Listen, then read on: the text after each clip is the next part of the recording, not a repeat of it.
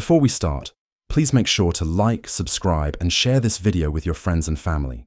Also, can you please tell me where and what time you're watching? Thanks. Having to spend your nights awake and your days asleep ain't for everyone. Never was a problem for me though, not as a kid anyway. I just couldn't sleep at night. I'd be wide-eyed till dawn, then crash hard right there at my desk in school.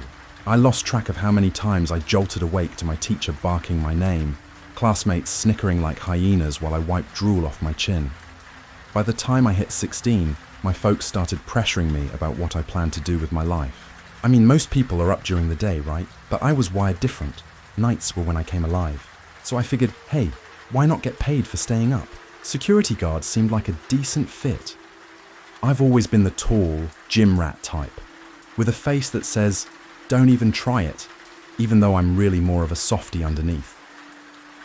After a few months bouncing between gigs, guarding parking, lots, college libraries, even a McDonald's at night, my boss pulled me aside one evening with this weird glint in his eye. "Jake," he said, "you ever think about guarding a hospital?" I raised an eyebrow. "Hospital? At night?"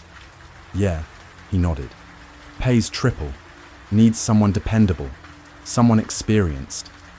He paused, looking almost relieved. "It's been hard finding someone who'll take it." I didn't even think twice. "You got it. When do I start?" He looked like I'd just taken a weight off his shoulders. "Next Thursday. Be there before 10 p.m. We shook hands, his grip firm, mine eager. "Don't be late." "You bet, sir." That week, I did a few quiet shifts. One at the university, library where nothing but the AC made noise. Another behind a McDonald's where my biggest threat was a raccoon in the dumpster. But come Thursday, I was buzzing with energy. I left my apartment early, around 8 p.m. It's a half-hour drive, but I didn't want to risk traffic. Besides, I figured scoping the place out early wouldn't hurt. Who guards a building they don't even know the layout of? The road was busier than usual. Construction on 12th. Some idiot stalled on the overpass. I pulled into the hospital lot at 8:40. The place didn't look like any hospital I'd seen. More like a fortress. Thick brick walls, narrow windows, and this weird Romanesque vibe, like it was built to outlive mankind. Inside, it felt off, clean, sure, but quiet in that wrong kind of way. Still, the woman at the front desk smiled, like she'd known me all her life. "Hey there," I said, walking up. "I'm here for the night shift. Bit early, I know. Was told to be here by 10. She tilted her head, still smiling. "What's your name, darling?" "Jake." She started typing away, her nails clicking against the keyboard. "Boss's name Michael?" "Yes, ma'am." "All right." She nodded. "One of the guards will be here soon to walk you through things. You want a cup of coffee while you wait?" "I'd love that, actually. Black, if you got it." She laughed softly. "We always got black." She vanished for a minute and came back with a steaming cup. Smelled incredible, like something out of a cafe, not a hospital. First sip hit my soul. Smooth, rich, almost too good. Just as I drained the last drop, a man approached. Tall, built like a linebacker, and eyeing me like I'd shown up to a funeral in flip-flops. "You the new guy?" His voice was low, rough. "Didn't think you'd be so young." I stood and held out my hand, keeping my tone steady. "Nice to meet you, sir. I assume you'll be showing me around?" He didn't shake my hand, just stared, like he was measuring me. The silence dragged long enough to make my skin itch. "Rule number 1, he finally said, voice dropping. "Don't wander." Something in his eyes made my spine twitch. And quite the physique on him too. Broad shoulders, arms like tree trunks. It made it hard not to feel a little small walking next to him. "Follow me," he barked, turning without waiting for an answer. I trailed behind him down a narrow hallway that smelled faintly of antiseptic and something old. The hum of the lights above buzzed just loud enough to crawl under my skin. We arrived at the security room, a cramped space with a desk, 2 monitors, and walls covered in dusty filing cabinets. He showed me the camera system, which was simple enough to use, then walked me through the place. Cafeteria, ICU, general ward, basic stuff. Standard rules apply, he said, almost bored. No loiterers. Keep the place locked down. You've heard it all before, I'm sure. I nodded, but just as he turned to leave, he stopped. His back stiffened. Oh yeah. One last thing, he muttered, pointing to a folded paper on the desk. Read that. It's got rules. Weird ones. Doesn't matter. Follow them. Don't. Ask questions. I raised an eyebrow. Weird? Like how? You'll see, he said flatly, eyes not meeting mine. Just don't break 'em. We'll know if you do. That last part landed hard. My stomach tightened, but I forced a casual nod. Understood. He grunted, pulled the door open and tossed one more line over his shoulder before disappearing down the hall. Good luck, kid. I watched him go, then glanced at the wall clock. 9:30 p.m. Still 30 minutes before my shift started. I picked up the paper. 7 rules typed in bold, blocky letters. Rule 1. Your shift begins at 10:15 p.m. Be inside the security room. By then, from 10:15 p.m. to 11:00 p.m., patrol the building. Ensure there are no people inside. If you do see someone, politely ask them to leave. Rule 2. Between 11:00 p.m. and 3:00 a.m., a woman might knock on the front door. She will ask to see her husband. Do not engage. Do not speak. Do not acknowledge her. Pretend she isn't there. Rule 3. Keep the lights in the intensive care unit on at all times. If they turn off, go turn them back on. If you hear screaming while they're off, run. Find the nearest bathroom. Lock yourself in. Wait until the screaming stops. Then restore the lights. Rule 4. If you see a little girl with a teddy bear in the cafeteria, sit next to her. Say nothing. If she looks at you, walk away. Return to the security room. If she speaks to you, answer politely. Keep talking until she leaves. Rule 5. At 1 a.m., go to the general ward. If a patient is sitting up, ask if they're all right. Do what they ask. If they start casual conversation, ignore it. Respond only to direct requests. Rule 6. If it starts raining, unlock the front door and allow shelter seekers inside. Before your shift ends, ensure they've all left. If one is missing, you will see them on the security cameras. Do not look at them. Rule 7. If the security cameras go dark at any point during the night, hide, anywhere, and pray. I put the paper down and let out a laugh, half nervous, half amused. This had to be some kind of messed up onboarding ritual, a joke, some kind of test to see if I'd follow orders, no matter how absurd. But still, something about the way the old guy said, "We'll know," stuck with me like a splinter. No harm in playing along, I figured. I picked the paper back up, read the rules again, memorized the key times. Ketsin PM. The clock struck it right on cue. I turned my attention to the monitors. Empty halls, dimly lit rooms. Nothing unusual. Only 15 minutes until I had to do the first patrol. I pulled out my phone to kill time, scrolling through memes, reading dumb headlines about celebrity breakups and apocalyptic weather predictions. Time flew in that weird, slippery way it does when you're on your phone. 1 minute I was reading about a guy who claimed to marry a ghost. Next thing I knew, it was 10:15 p.m. I stretched, rolled my neck, and stepped out into the hall. My boots echoed off the linoleum floor as I headed for the elevator. Top floor first, I muttered to myself. The elevator groaned as it carried me up. The doors opened to quiet, sterile air. I started my sweep, checking rooms, glancing into bathrooms, listening for the hum of the machines. Nothing, which was expected. Most nights, nothing does happen.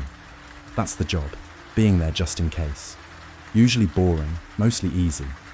But tonight didn't feel like nothing. Not with those rules in my pocket. I liked working night security at the old hospital.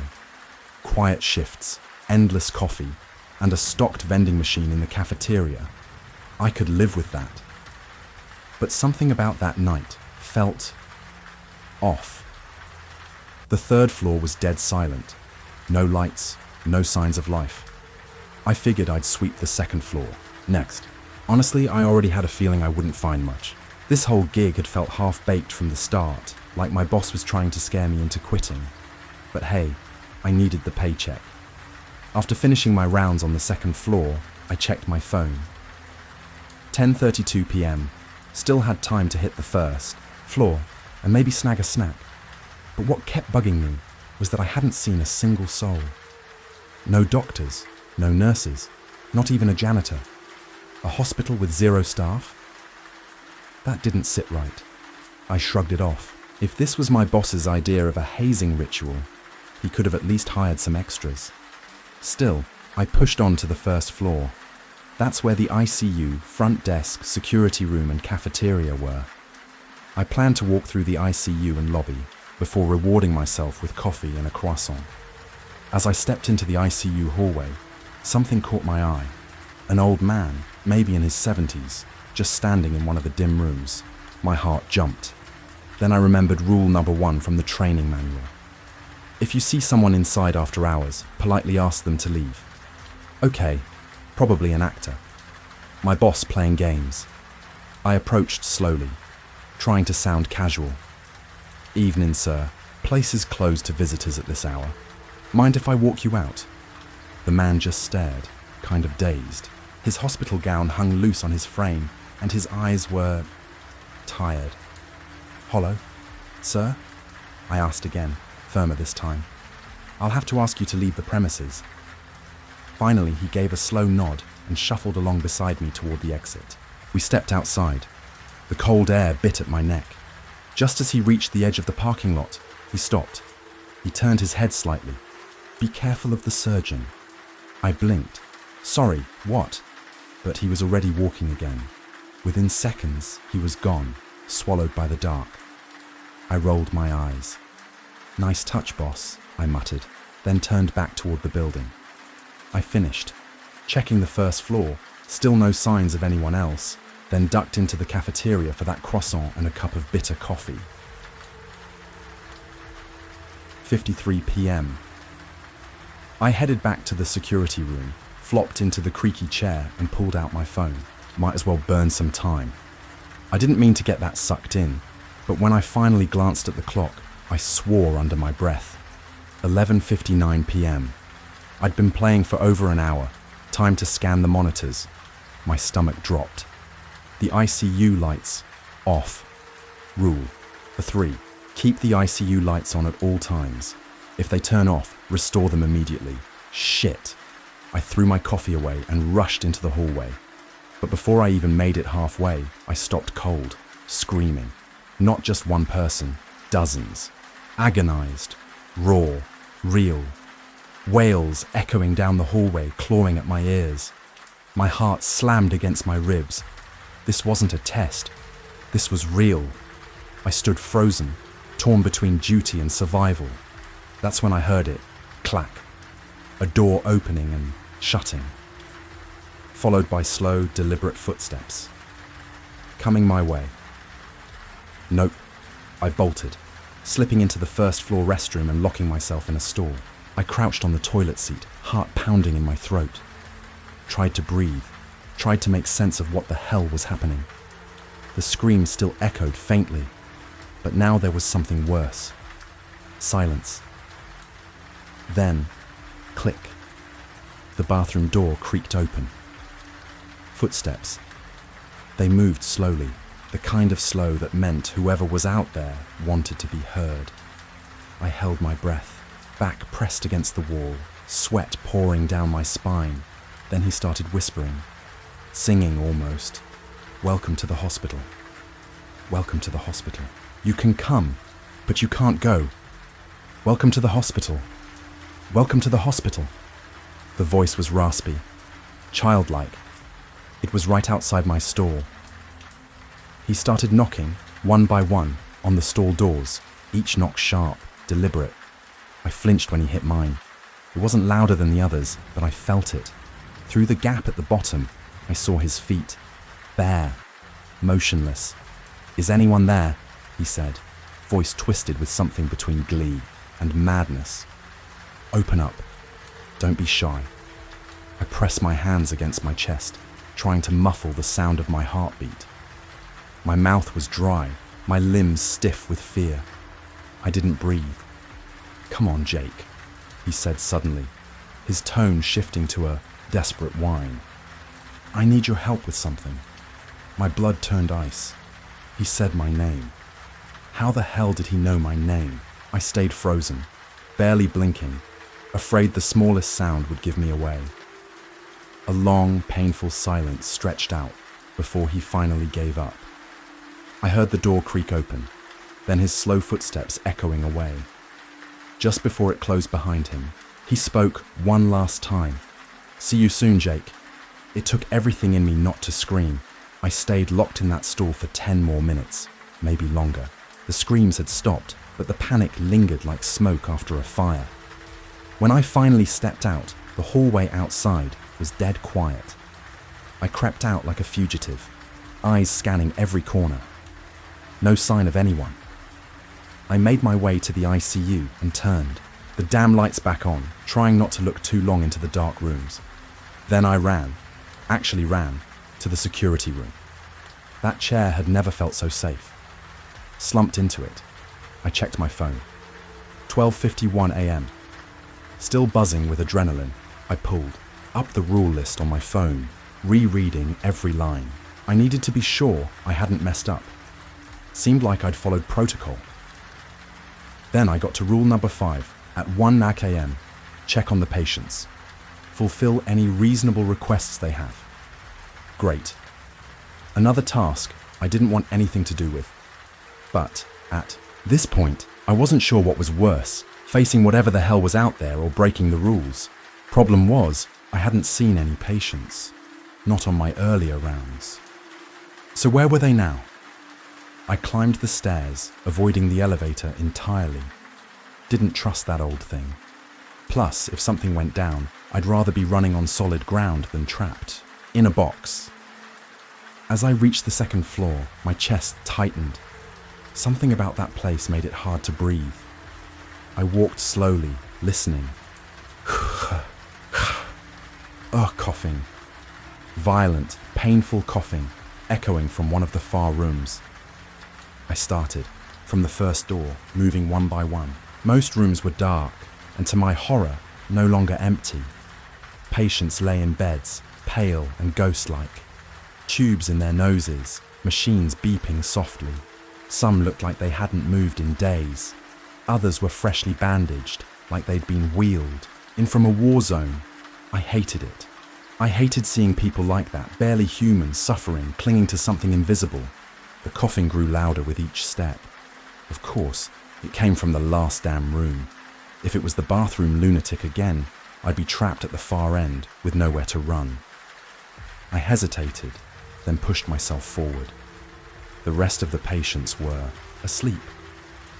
I stopped outside the final door, took a breath, then I stepped in.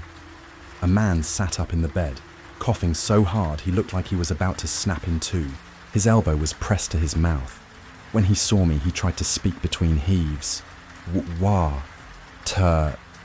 I blinked. This wasn't some psycho in a costume. This was a real patient, a sick man. And for a moment, I actually felt something. Pity, maybe even shame. I nodded and rushed to the cafeteria, grabbed a plastic cup, filled it with cold water, and hurried back.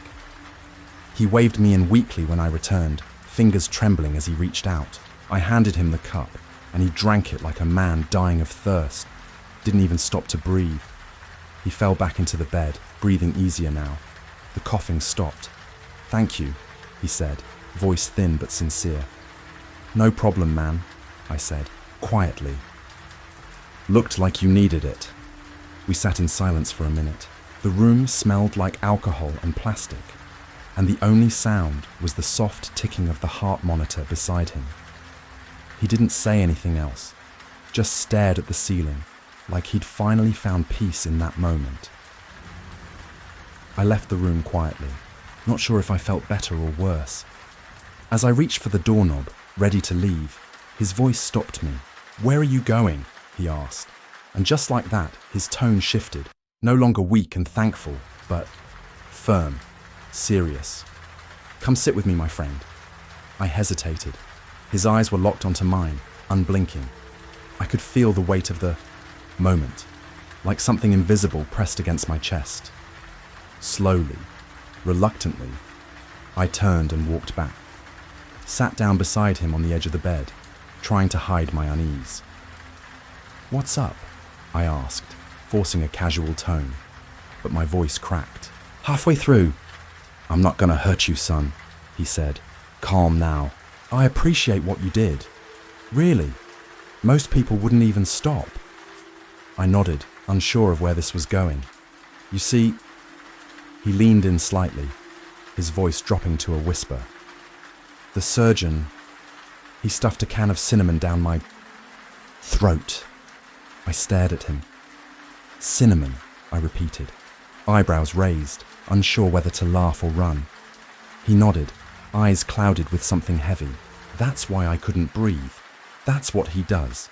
He finds you when you least expect it, and then he makes sure you never speak again." Then it hit me. "Be careful of the surgeon," the old man had said. "You're telling me that guy's still in the building?" I asked, voice tight. "Roaming the halls," he said. "Looking for someone who broke the rules. Someone new. This your first night?" I gave a slow nod. "If you follow the rules," he said, "you'll make it. Just don't ignore them." I stood up, throat dry. "Thanks," I murmured, backing toward the door. "Thanks for the warning." He didn't say anything else, just stared ahead like he was watching something only he could see. I left quickly, grateful he didn't ask me to stay longer. As I walked back toward the security room, I heard a loud crash from upstairs. My blood ran cold. 3rd floor. Nope, not a chance in hell. I picked up the pace, practically jogging the rest of the way. I shoved open the security room door and slammed it shut behind me, locking it out of habit. My breathing was shallow, my hands trembling. I looked up at the clock. 53 a.m., almost 2. I sank into the chair, glancing at the paper with the rules again like it was some kind of holy text. Nothing else required me to leave the room. I let out a shaky breath, whispering a quiet prayer that the rest of the night would be uneventful. 4 hours, just 4 more hours, and I'd be out. The adrenaline faded fast, leaving me drained. I was so tired I could barely keep my eyes open.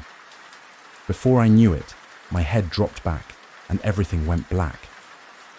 When I woke up, I had no idea where I was. My heart skipped until reality came crashing back in. Security room, night shift. Shit, 2:45 a.m. Still over 3 hours to go. I rubbed my eyes and forced myself to stand. Maybe some coffee would help. I shuffled to the cafeteria, the building unsettlingly silent around me. The hum of the fluorescent lights was louder than usual. I poured the coffee, watching the liquid swirl into the cup, steam rising lazily in the air. The smell grounded me, just a little. Then I turned around and dropped the cup. Hot coffee soaked through my shirt and pants, but I barely noticed. My eyes were locked on the table in the corner of the cafeteria. When I walked in, that table was empty. Now there was a little girl sitting there, blonde curls, white skirt, pink t-shirt, a teddy bear clutched in her arms, one button eye barely hanging on by a thread. She sat perfectly still, staring at me.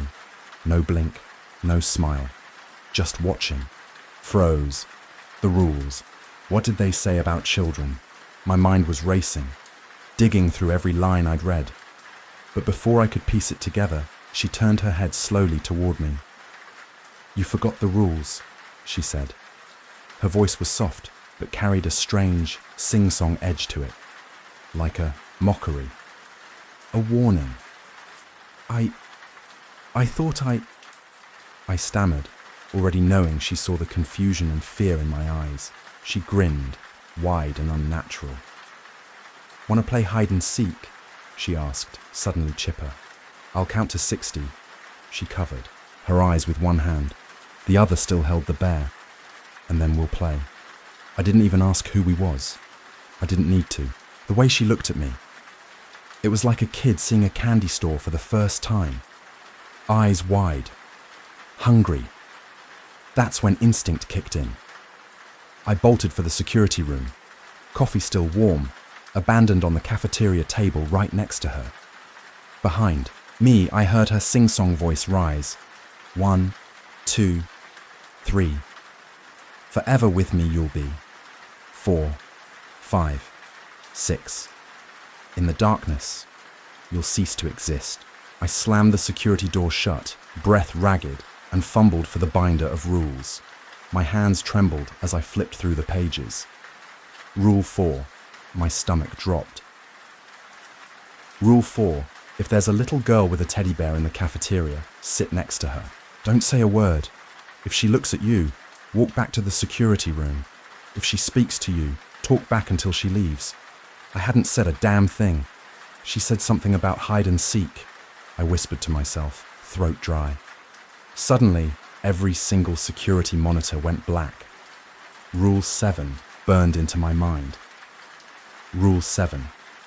If the security cameras turn off during the night, hide, pray. Don't let them find you. I froze. My thoughts scattered like leaves in a storm.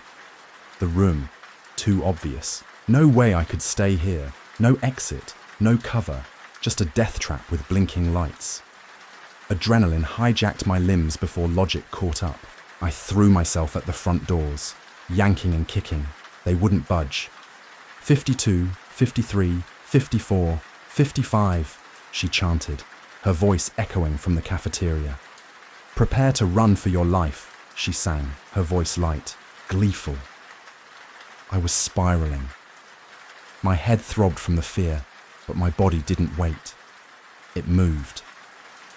I dashed up the stairwell, skipping steps, lungs burning. I needed to hide. Somewhere. Anywhere. The room.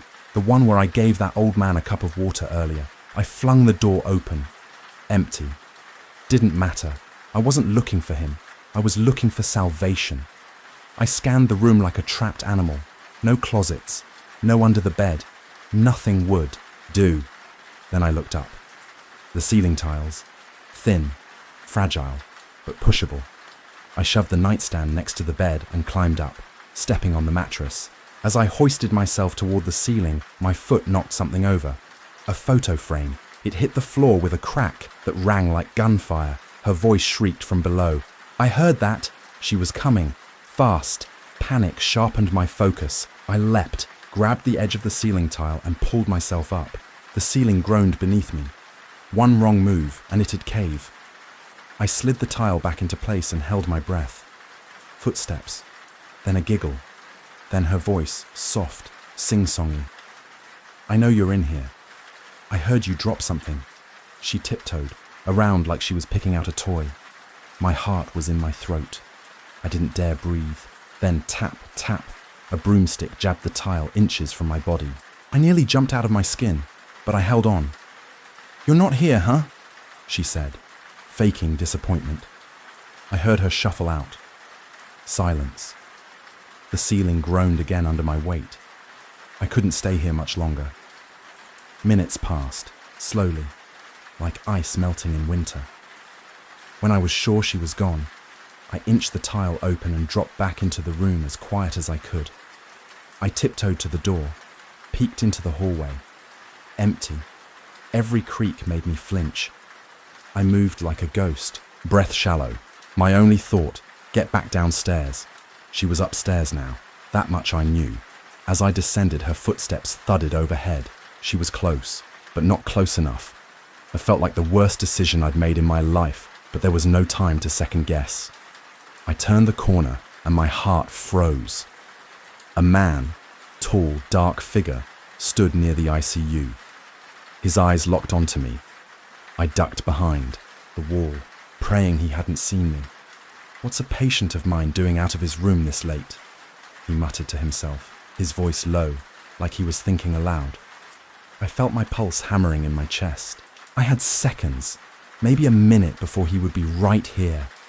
The hallway felt like a death trap, and my brain scrambled for a way out. Two choices. The first, go back upstairs, risk running into that girl again, and maybe, just maybe, find a hiding spot. The second, run to the bathroom and pray to God I'd be safe there. Neither option was good. Both were like walking into a trap. But I didn't have the luxury of time to think. My legs moved before my brain could process. I ran toward the bathroom. But just as I reached the door, I stopped. I spotted the janitor's closet under the stairs, a small, cramped space, but it felt like the only chance I had. I yanked the door open and shoved myself behind a pile of trash bags, praying the guy wouldn't find me here. Come on now, I need to inspect your organ. The man's voice rang out from down the hall. It sounded familiar, like something tugging at the edges of my memory, but I couldn't place it. My stomach churned. The bathroom door creaked open. He was close. Smart to hide somewhere else this time, he called, his voice dripping with amusement. You're not as stupid as you look. That's when it hit me. His voice was the same. It was him, the maniac I'd encountered earlier. My blood turned to ice. He'd known all along. He knew where I was. The door to the janitor's closet cracked open. I held my breath, barely daring to move. He paused, peering into the dark, musty space. He must have decided it was too small to hide in, because after a few seconds, he closed it and walked away, leaving me trembling in the dark. I stayed there. Not a single sound came from the hall. I didn't dare move, not even to breathe too loudly. I heard a drill's high-pitched whine, followed by a man's screams, raw and full of pain. A sick, twisted laugh echoed from somewhere nearby. The surgeon, I assumed. I didn't know how much time had passed, but when I checked my phone, I saw it was 5:45 a.m. Only 15 minutes left. The hospital staff would be here soon, and that was my ticket out. I just had to hold on. Exhausted, drained, I curled up in the corner of the closet. The nightmare had broken me. My body was too tired to fight anymore, and I drifted off to sleep, knowing the only escape now was daylight. I woke to a soft voice, a gruff but kind tone. Rough night, huh? I blinked and saw an old man standing over me, the janitor. He seemed more surprised than concerned, but the warmth in his eyes was undeniable. It's over, he said, his voice soft. You can come out now. I pulled myself to my feet, still feeling numb from everything I'd been through. The hospital looked so different in the daylight. Normal, almost welcoming. I couldn't believe the place was the same. Thanks, I muttered, barely able to meet his eyes. I didn't know what else to say. I got the hell out of there, barely remembering the drive home. When I reached my bed, I collapsed, mind spinning, trying to make sense of it all. It felt like a fever dream, a twisted, waking nightmare that I couldn't shake off. The next morning, I called in sick. I didn't bother answering any of my boss's calls. I couldn't go back there. Not yet. A week later, I returned to my normal shifts.